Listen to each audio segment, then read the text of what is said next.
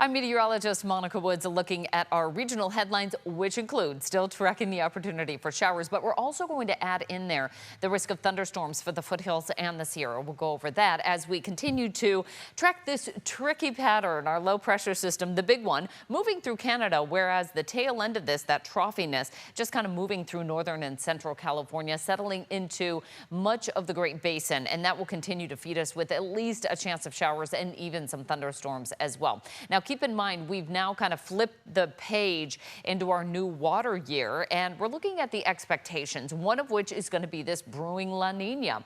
The conditions will peak before we hit those big wet months, December, January, and February. So a lot to kind of see how that unfolds. Plus, we need to be looking at our subseasonal activity. This is important for timing, both on the pace and scale of storms that come in. So what can we expect? More extremes, long periods of dryness, and long duration atmospheric rivers. Got that news from state climatologist Dr. Michael Anderson. As far as our weak La Nina events, in the past, it's not a real key signal in terms of precipitation. In the north, we tend to be trending wetter than average, but in Southern California, we trend much drier than average. But again, with these extremes in play, a lot to see how that will play out. Meantime, our current situation is a lot of beautiful colors in the higher elevations, whereas you can see in the background there, a light dusting of snow as well at Mammoth. And we're going to be seeing more of this. Now, this is very much in line with when we see that timeline play out along US 395 near Mammoth. Late September is the time to see that. Tahoe kicks in October, Lassen, Shasta, Yosemite in mid-October, Apple Hill and Calaveras kind of chipping down the hill here late October. As far as the valley floors, that really doesn't happen until November.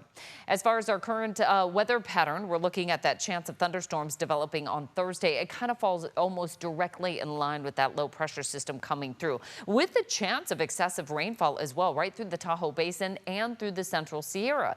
You'll see how this plays into our future cast. That line of showers and thunderstorms developing right around the Tahoe Basin, kind of sliding its way southward here, with even some overnight snow flurries possible late Thursday into early Friday as this low kind of carves its way through central California. It'll be along 395 and some of the higher peaks in the Sierra, and also that chance of overnight thunderstorms playing out, especially throughout the central and southern Sierra almost. As that low kind of marches its way inland on Friday and moves its way off to the east, we'll still have some wraparound moisture to deal with on Friday, but then it's out of here for the weekend forecast. Some great timing there.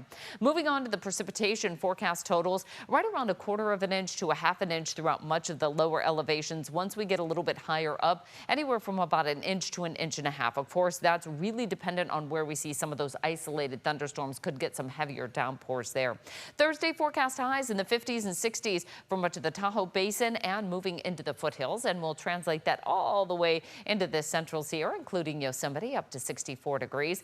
As far as the valley floor, right around the mid-70s to the low 80s. Along the central coast, we got highs in the 60s to right around 70. Inland areas will be in the 80s. This will be a very similar pattern as we travel our way northward, although inland areas will be a bit cooler. Will only warm into the mid-70s for the coastal valley communities. 60s along the northwest coast, near 70 for much of the north end of the Sacramento Valley. For the capital region, highs only in the upper 60s to right around the lower 70s. So it's going to be a cool end to our work week, a little warmer as we head into the weekend forecast. And next week, more sunshine, highs back near average.